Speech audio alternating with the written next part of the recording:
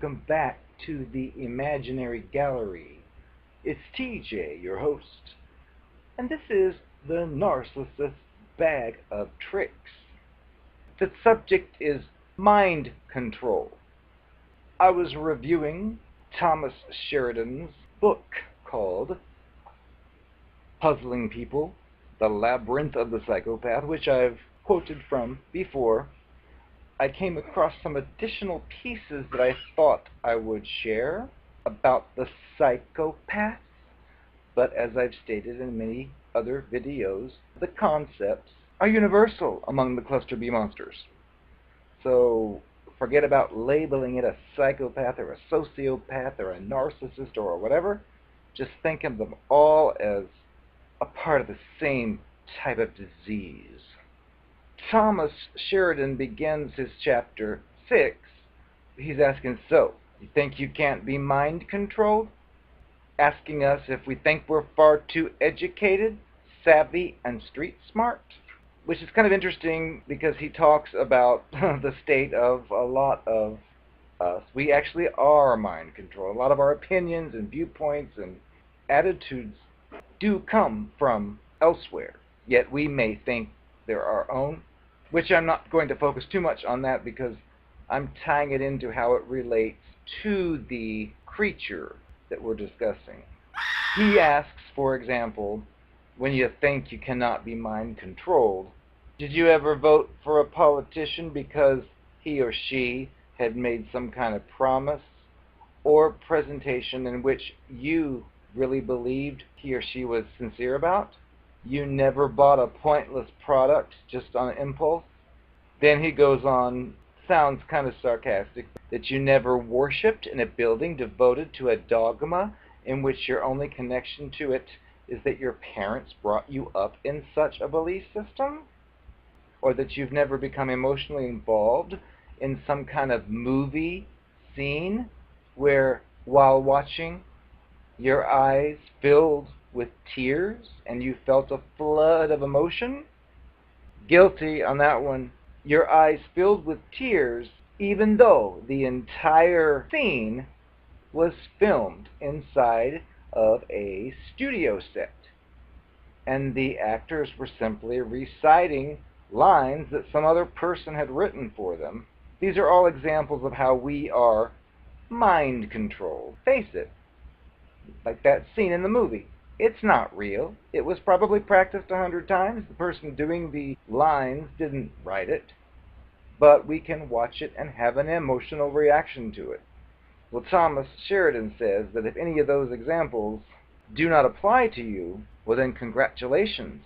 You're the most intellectually and psychologically sovereign person who's ever lived. Or you're a psychopath. Now we move on to this cluster B creature is similar to a star who's at the center of their evil solar system of manipulated lives. The manipulated would be the same as planets, which, from the creature's point of view, never escape the gravitational pull that this creature has. These creatures are the undisputed masters of mind control. They do not do it, though, by placing you under bright lights and filling you full of liquor and drugs, but they do it by evaluating you, piece by piece, over a period of time, playing on and amplifying any gaps in your self-esteem. Before you know it, your thoughts and opinions are nearly all of the ones this creature has planted within your mind. Sheridan tells us this is the main reason that these creatures are incredible copycats of their targets in the early days. And he says in italics, tell me what you want and I'll become that. And that's the provisional mantra of the creature. The result is they have done such a thorough job of mirroring you, and in the early stages of seduction, stepping in to buoy you up in the areas where they've figured out you have weaknesses.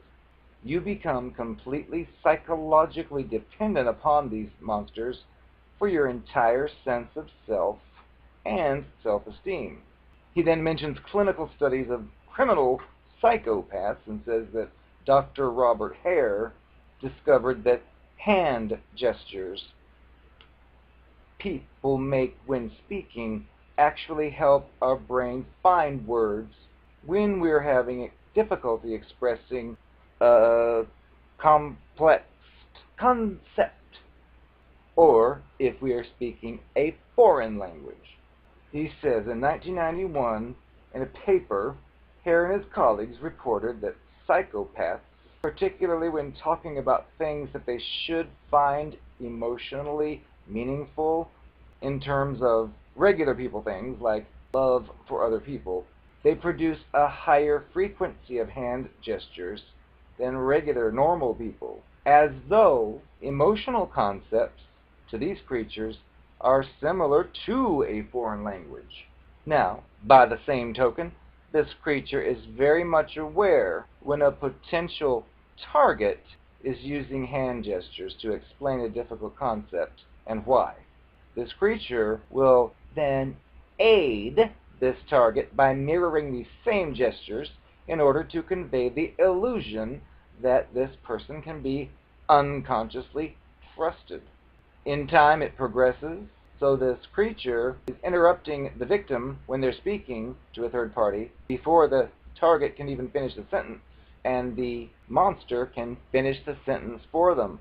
Eventually, the target learns over time to either stop speaking altogether without that monster present, or become a mimic of the creature's viewpoints. Sheridan tells us that these creatures are always on the lookout for people that they can successfully mind control, or as I would say, manipulate. So we now move on to a few examples of how these mind-controlling monsters work, which I found interesting. I've got similar stories, but I figured he tells it better. I'll use his book and share. Regarding the devious creep at your place of employment. These people do exist. Yes, I've met a few of them. No names mentioned.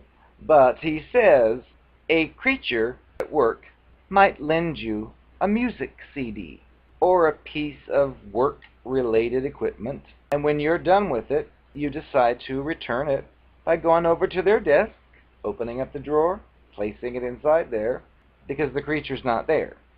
Well, later, after doing this, this creature approaches you and asks you for that item back that you've already returned.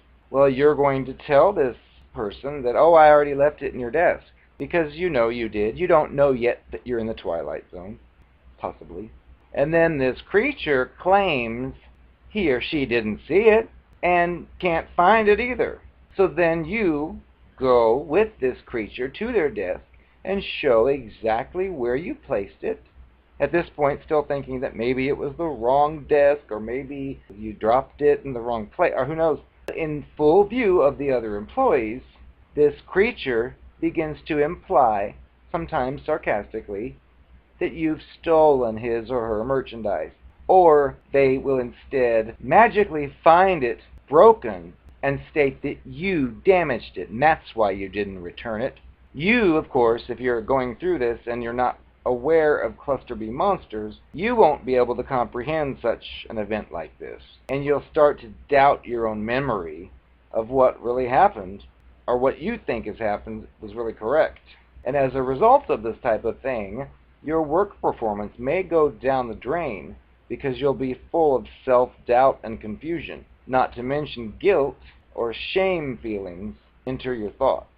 Because most of us don't suspect a person would go to all that trouble when the truth was the person got the product or whatever it was back, but wanted to play this kind of mind game involving mind control. There's another example, which Sheridan calls the race card player. He describes a scene where you are at a business meeting and you're having relaxing break time discussions with your colleagues, and you pass off some innocent remark regarding the ethnic makeup of someone that all of you know. For example, you're 40 white men working in a company, and there's one Indian lady who works there too. So you may make a comment about the one Indian lady, and then in your group, the creature there would hear you say this remark and say something like, I didn't know you were a racist. even when it's obvious to everybody there that you were not being derogatory or racist or even offensive, this creature has planted the seed that's evil, accusing you of stereotyping someone racially. Now, of course, if this happens in a place of employment, you may begin to feel fear that you might lose your job if someone else hears about this, or you're worried about your reputation. Even though the people that were there know that you weren't being really racist, you were just mentioning probably a fact of some kind, but you can't believe this accusation was made about you in front of your peers by this monster. Now, this type of thing could keep you awake at night and not give you a very good night's sleep, and so then the next day you're not very good on the job, and your status and dignity has been compromised by this creature who accused you of being a racist. Worse, you even start to feel disturbed in the presence of this creature who made the remark, as if your life energy is being sapped up just by being around the creature. You feel as if this thing is merely keeping a dark secret about your personality from others, of which it will unleash to management at any time, which could destroy your reputation and your livelihood. Great people. Now, the nagging sensation constantly plays like a tape loop within your brain and affects you deeply. Your problem-solving abilities at the job deteriorate. You cannot concentrate, especially in the presence of this monster who made the remark. And your uneasiness and tension levels, while in this creature's presence, simmer to a toxic boiling point. Now, the point here is that this creature knows all this and is actually trying to get this to happen. They want you to explode into some kind of rage, so then they can add to the list of things wrong with you. He's a racist, and look, he's unstable. Did you see that fiasco in the office today? Did you hear him scream? Perfect. The next and last one I'll cover in this section will be the devious discarder.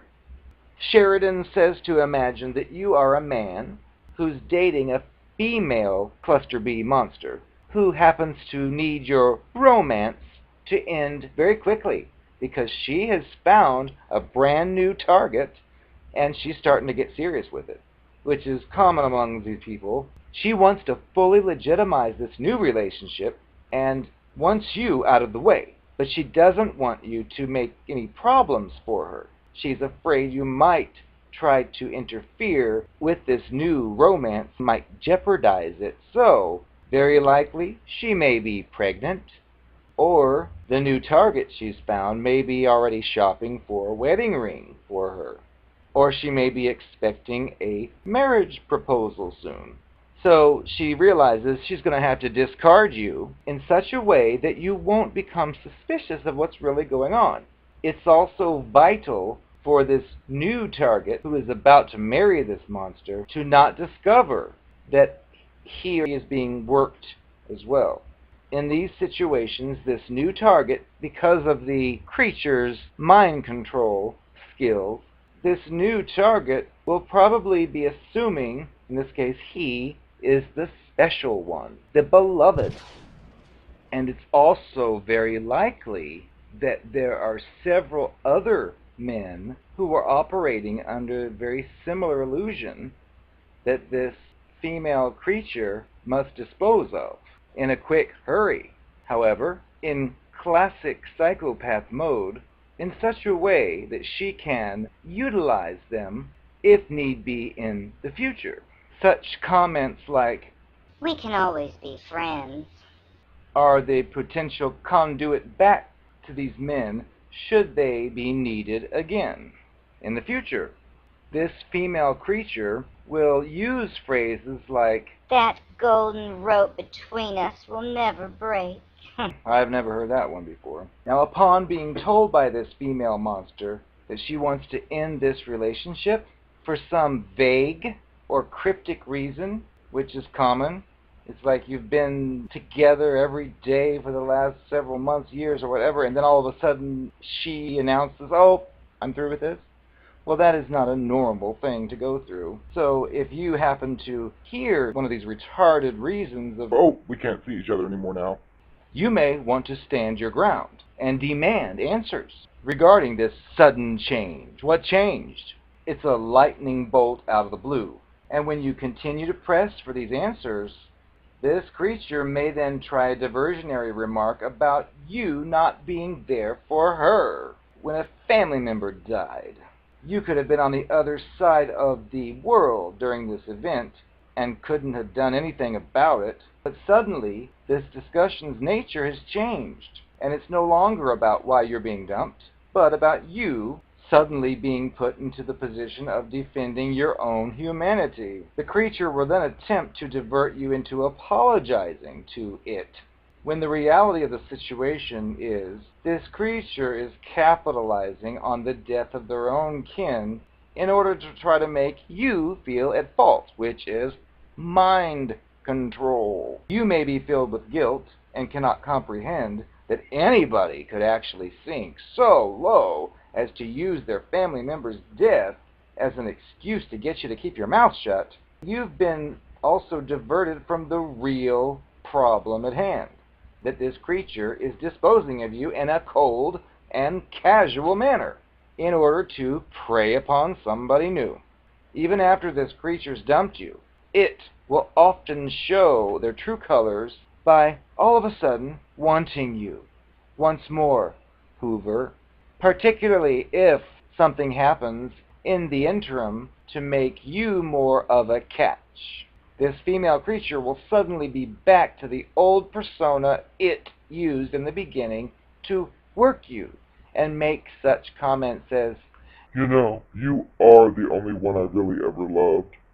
It's a classic technique, usually taking place while some other poor fool is out shopping for her engagement ring.